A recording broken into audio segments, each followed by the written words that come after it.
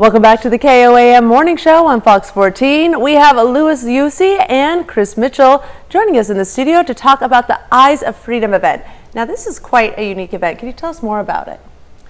Yes, the event, it's sponsored by the Southeast Kansas Veteran Provider Coalition.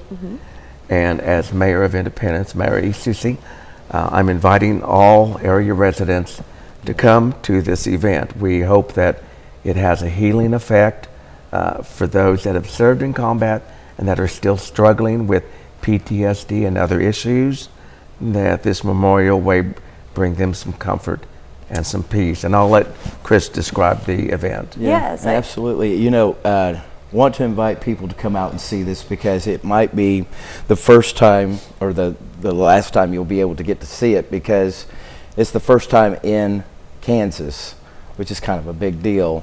And if you wanted to see it again, you'd probably have to travel, to another state to see it. And can you guys describe what it is exactly that people are going to be seeing? It is going to be life-size portraits of the soldiers that lost their lives during combat in Iraq. Excellent. And how is this different than, say, the Vietnam Memorial Wall that's pretty famous in D.C.? It's similar in nature, but this is from that period of the war on terror that we were fighting in Iraq, and this was a huge amount of casualties for this National Guard, Marine National Guard unit in Iraq. They lost 23 members in a time period from May to September. And this Anita Miller, who is the artist of these panels and this sculpture, Silent Battle, she saw the pictures of the soldiers, and she had a vision, and her vision was she was going to recreate these life-size panels that depict these actual soldiers that had lost their lives in Iraq. And then she came up with the sculpture entitled Silent Battle, and Chris could explain more about that. Yeah, a lot of soldiers suffer PTSD.